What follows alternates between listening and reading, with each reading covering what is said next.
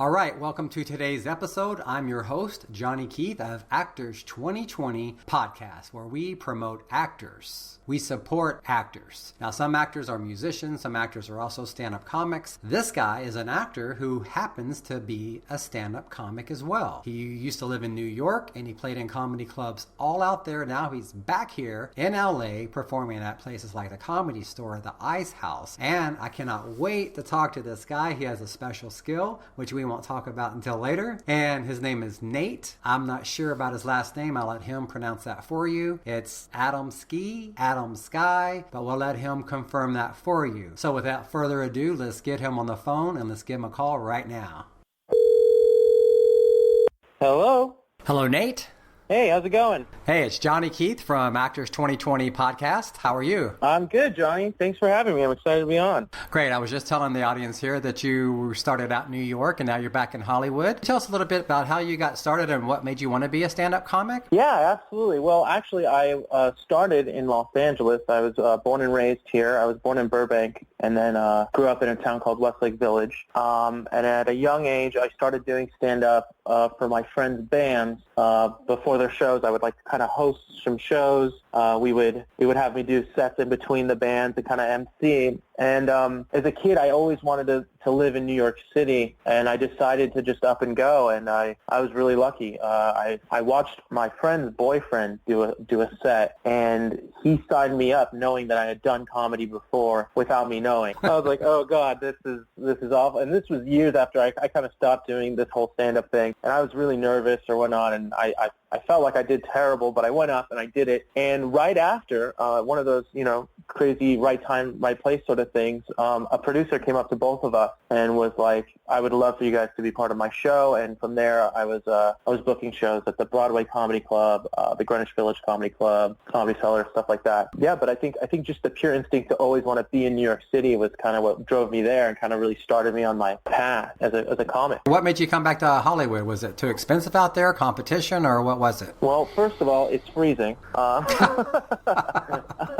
Okay. Number one, it's really cold. It's so cold in New York City. Being from California, I was not ready. I was like, oh my God, snow's so cool from far away or inside, and then I lived in it, No, but in all honesty, it gets expensive to live out there, man. And it wasn't all I had wished it had been. You have this fantasy in your head of what an exciting city is going to be, and then you get there, and sometimes not what it seems to be. I'm still thankful for the time I had there. I mean, I wouldn't be where I am now as a performer. Yeah, that's how a lot of actors get their breaks. The open mic nights, and they get up, and it's a great way, like you said, a producer came up to you right after your set. Absolutely. A lot of the great people that I idolized growing up. I mean, I grew up watching Saturday Night Live, as a little kid, thinking like, wow, I want to do that, and I've met some pretty famous comics because of it. Are you only trying to do stand-up, or you also wanted to be an actor as well? Honestly, I like to be as versatile as possible. I think nowadays especially, it's better to be more versatile. Before, I don't think it was as much as a cool thing to do. You were this one thing. Some of the people that I idolized so much, like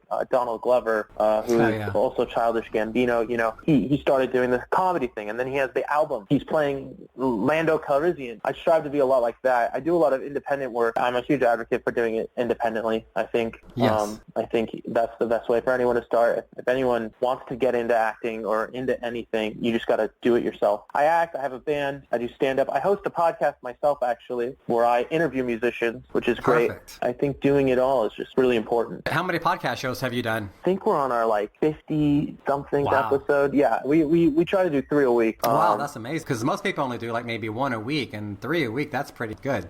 Yeah, we try to do 3. It's a lot of work. You're hosting a podcast.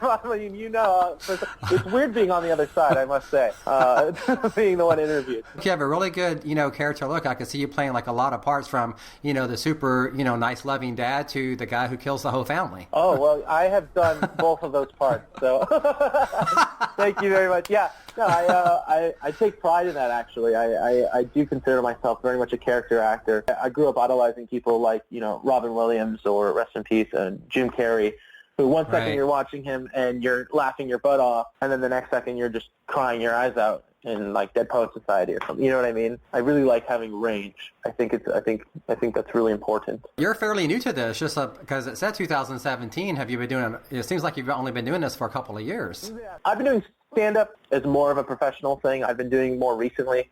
I've only been doing it for a few years.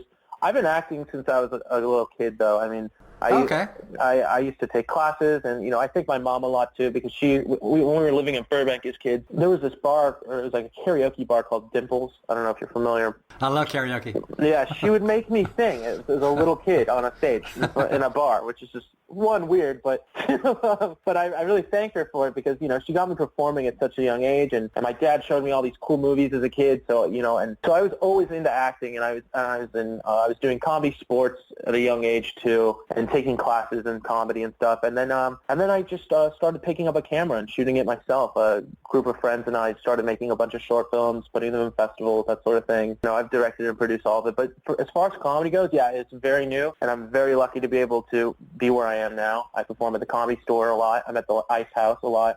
Trying to get to the Laugh Factory. I haven't done that one yet. Congratulations on giving props to your parents, because that's amazing right there. That hits me right here in my heart. Yeah, I mean, I think it's important. I think a lot of people get lost and don't realize where they came from, in this industry especially. Right, and a lot of people will not get up on stage and sing karaoke because they're just sick. I still do it. I love it. Yeah. I still get a little sick feeling in my stomach, but you're responsible for the 3 minutes of entertaining everyone. Mm-hmm. Yeah, no. And I can see how that could graduate and help you on your stand-up comedy. Yeah, absolutely. I mean, it's the fun thing about karaoke is that everyone's a star, though. You know, even if you suck, you're a star. You know what I mean? My wife will not do it. You know what? I'll be honest with you. I still get a little nervous when I do my set, even, and I've been doing it for so long. What's your go-to song? I do "Take on Me" now. That's like my go-to right now. It used to be when I was a kid. It was "New York, New York" by Frank Sinatra, and I think that's what made me want to move there so badly. I was reading in your bio that you do rap. Do you ever do any rap on karaoke? Yeah, sometimes. I like to do "Baby Got Back." I love that. Yeah, I love that. Yeah, I think it's funny. I rap for fun, though. I do improvisational music a lot. I'm really into that. I love improv. Short-form comedy is super fun, but I also like stuff like Harold Forman stuff where I'm just kind of creating off of a character and then building that.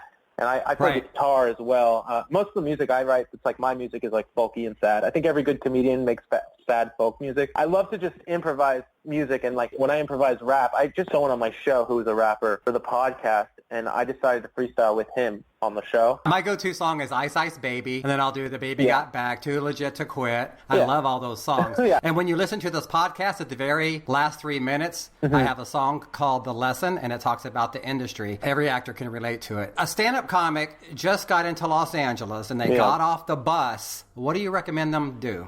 Just hit every open mic you can. Use Comedy Bureau. That's like a good website, and just hit every mic, and don't expect anything. I was lucky. I was so lucky. It takes persistence. You have to be so persistent. You have to be going to an open mic every week, all the time. But do you recommend any class to go to or anything like that? As far as comedy classes go, I mean, there's always stuff like Groundlings, UCB, Second City, but that's more improv and acting. Those are the legendary classes. I did a class at Flappers in Burbank before, and they taught us method. That was pretty good. Method and stand-up, because there's not a lot of stand-up classes. There's a lot of comedy classes, but I don't know of a lot of classes to really help you format a joke. That little seminar I did at Flappers Comedy Club, that really helped me. I notice a lot of comics, when they go up there, they talk about the current relationship they're in. Do you ever do any of that? Oh, relationship jokes? A little bit. I mean, I'm single, but I do talk about dating. I talk about using the apps. You know, I'm 24. It's a lot of swiping. My fingers get tired.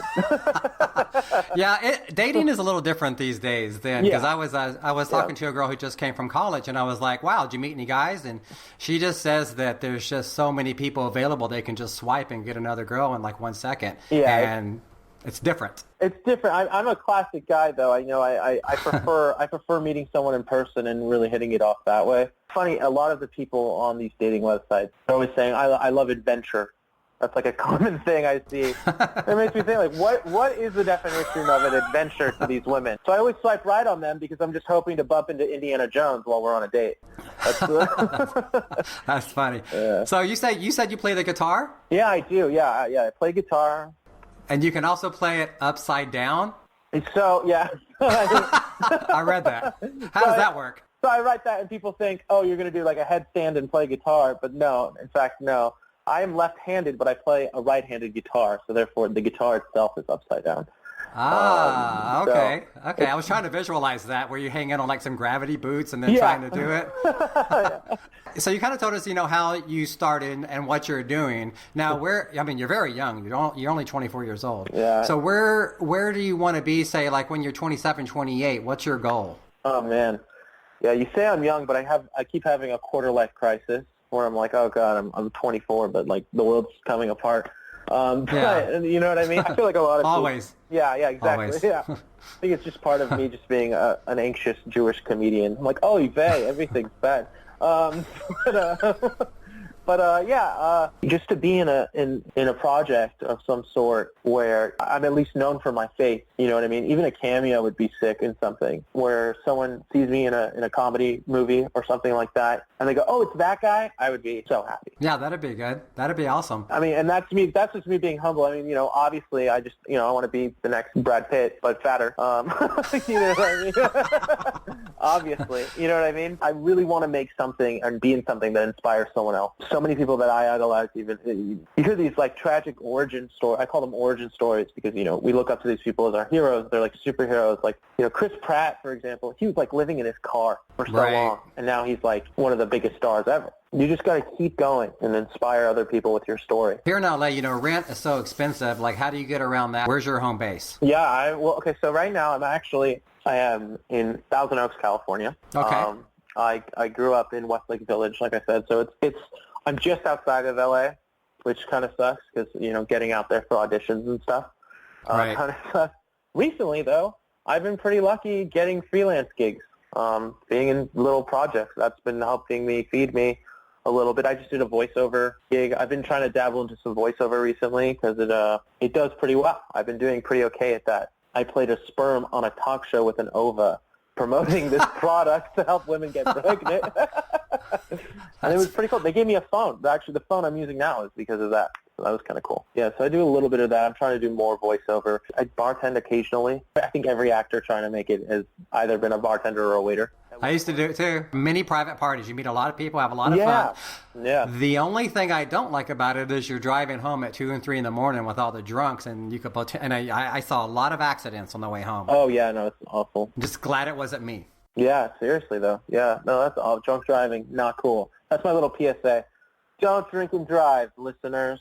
But back to you saying Thousand Oaks. Like, do you live with family or do you live with a bunch of people? Yeah, I live with roommates. I mean, a lot of people my age live with 12 people in a 2-story or 2-room house.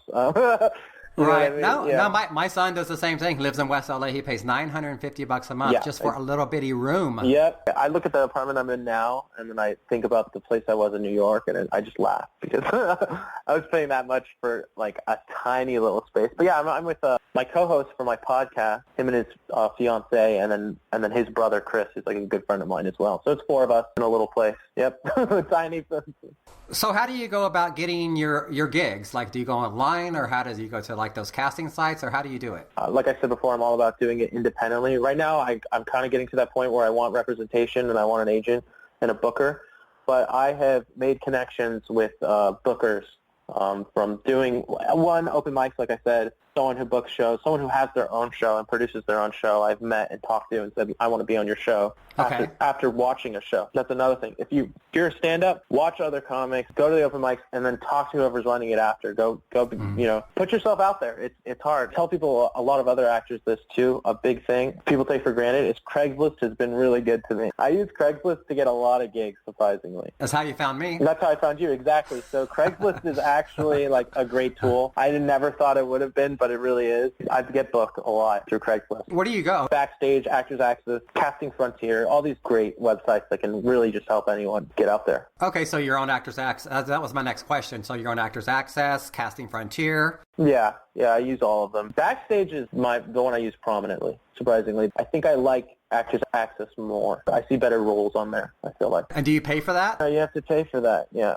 You have to, Okay. it adds up. It's not as expensive as you think. It's like $100 a year for all of them if you do monthly plans. Now, do you ever use Facebook to get any work? No. Right. To promote my own work, yes, obviously. I am part of groups on Facebook. That's another. There are a lot of Facebook groups, LA Comics, New York Comics, comedians. Those type of groups are a good place to network as well. On your podcast show, you said you talk to mainly musicians, correct? It's only musicians. It's people who are kind of in the same spot as me as an actor, trying to make it in the music industry, make a dent in the music industry. People who have toured. I mean, but I also interview some people that are like on the rise too. I talked to this one musician just recently, Danko Jones, who toured with Guns N' Roses. It was just so amazing. Wow.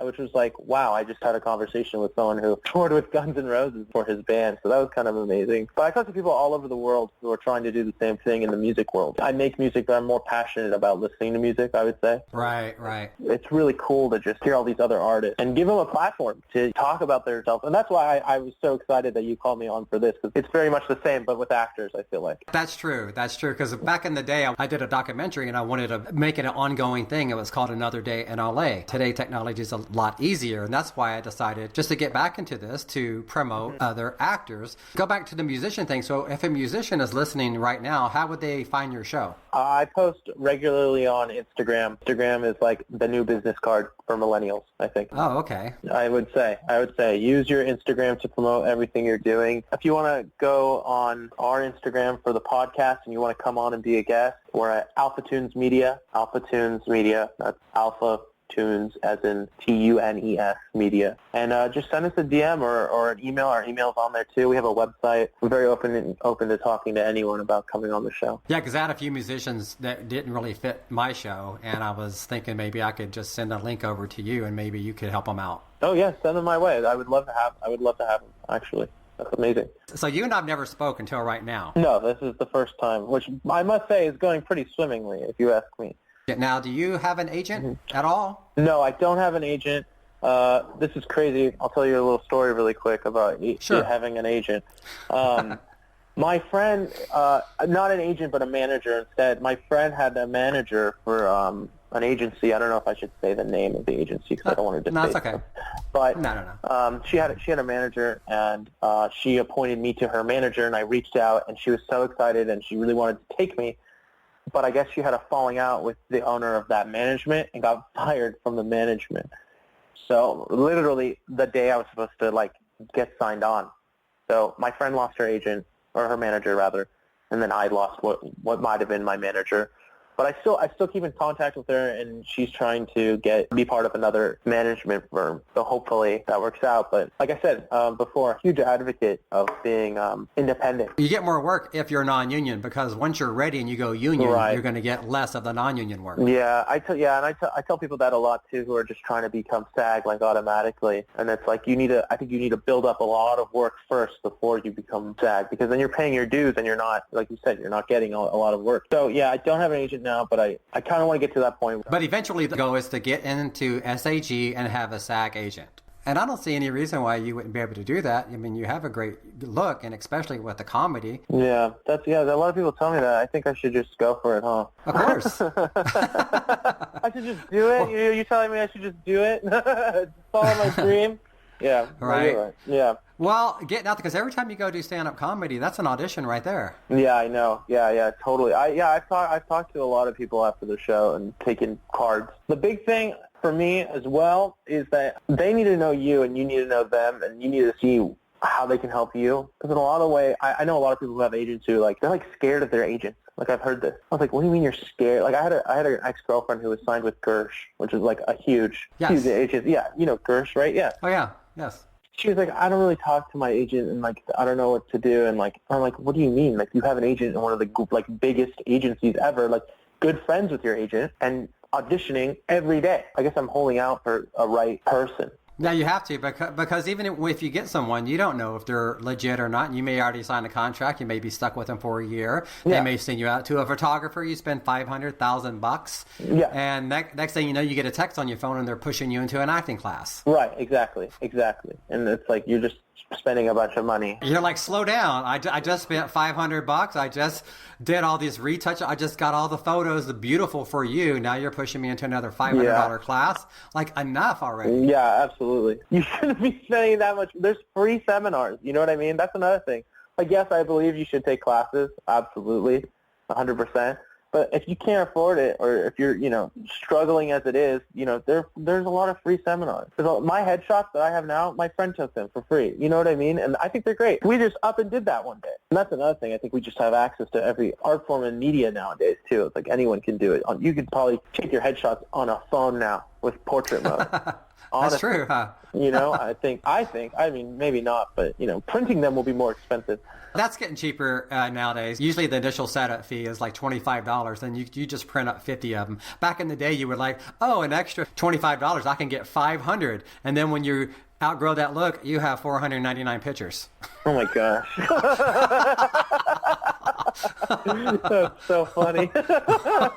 So back in the days, a lot of the actors, they would say, I don't have to wait tables anymore. Now a lot of people are driving Uber and doing odd jobs. What do you see other people out there that are doing, trying to make money in between time? What do you see out there? A lot of Uber, a lot of Lyft. I have a friend who, she did really smart. She became a massage therapist. Nice. Which pays well. She massages famous people all the time. So it's good for networking, and it's a good craft to learn. I think learning a craft is probably a good way. Uber, Lyft, Postmates, that's another one. I know a comedian who just does Postmates and does pretty good off that. Or Uber Eats. Uber Eats is another one. Yeah, I think they're great tools for the artist. My son does that, but he will never get out of his car and deliver it because it's curbside. He'll say, come on down. He's like, I'm not getting out of the car. And then he'll just drive off. He'll still get paid, and he'll eat their food.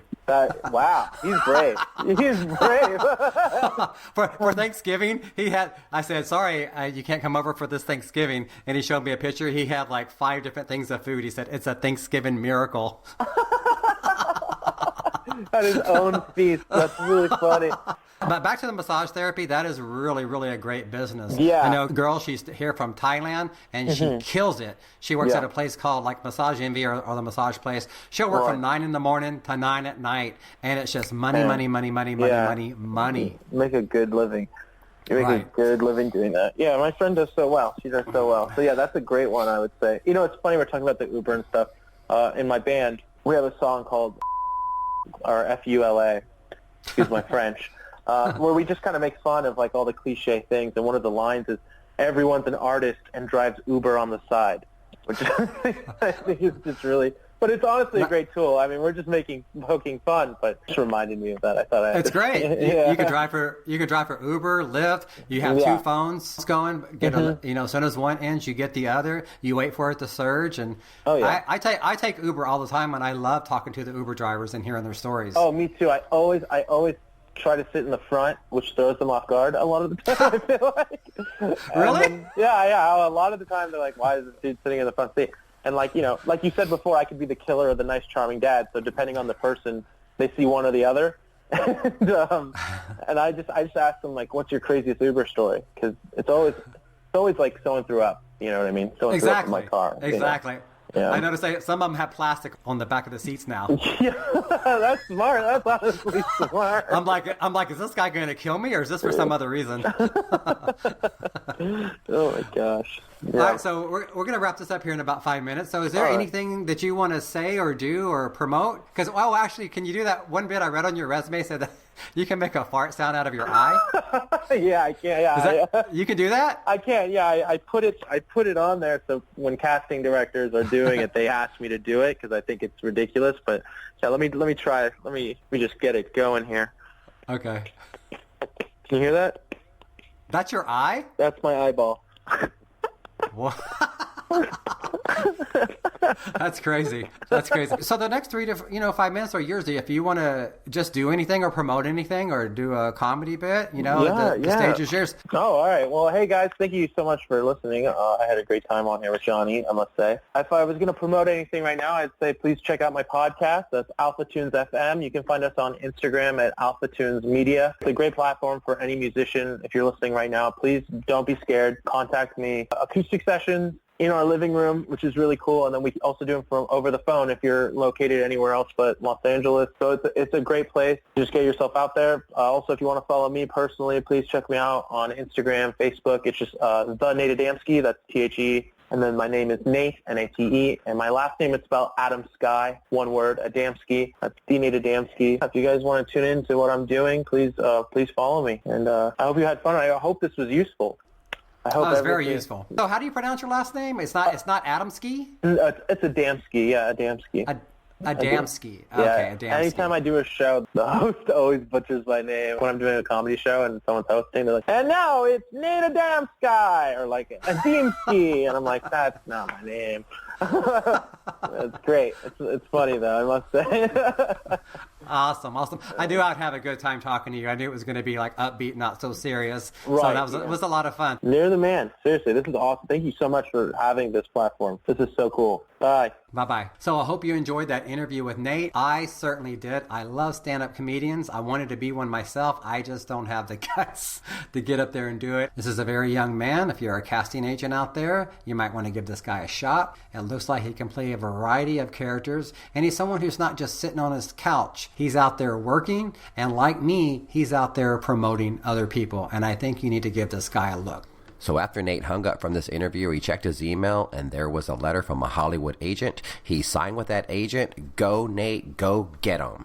So that wraps up show number 102. Next up is Eric Mosley, a homeless advocate filmmaker who made his way from Skid Row to become a voice of the homeless. His tagline is, I was once so low that I had to dig my way up just to get to hell. Be sure to have Kleenex nearby. It will be a tear-jerker.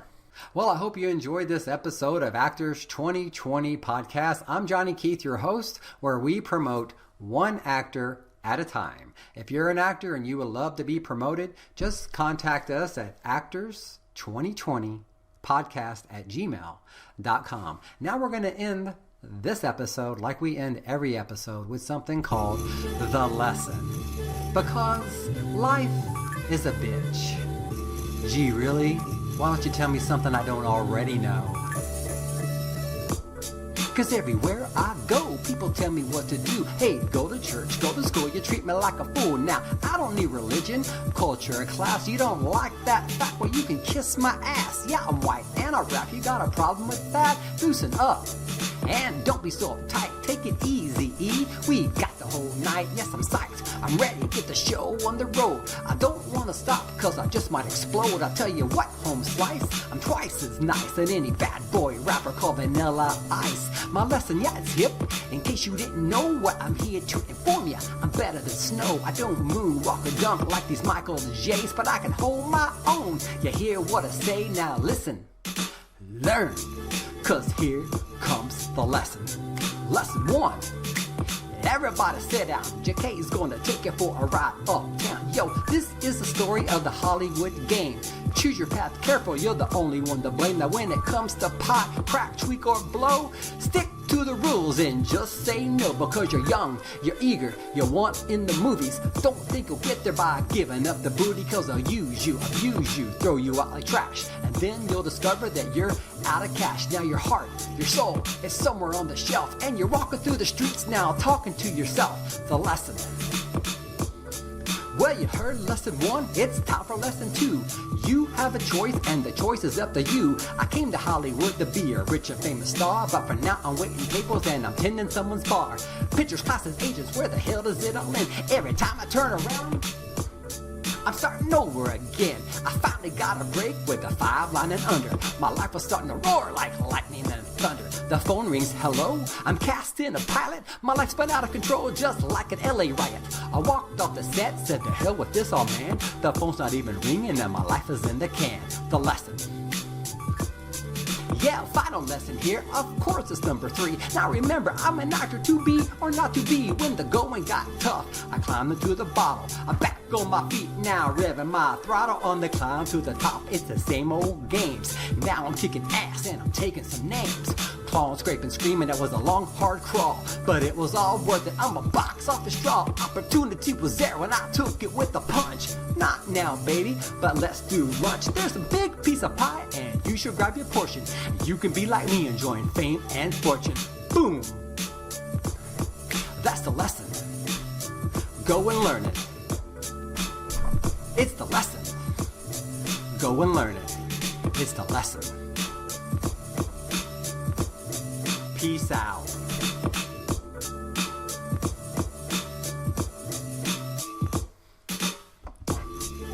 Hey, thank you so much for tuning in to this episode. If you want to see all the visuals that went along with it, just go to YouTube, type in actor Johnny Keatth, Keatth, actor Johnny Keatth on YouTube. And not only will you see all the amazing visuals, you're going to see a special montage featuring this guest star. Thank you for tuning in to Actors 2020 Podcast. I'm your host, Johnny Keatth. Until the next episode. Bye-bye.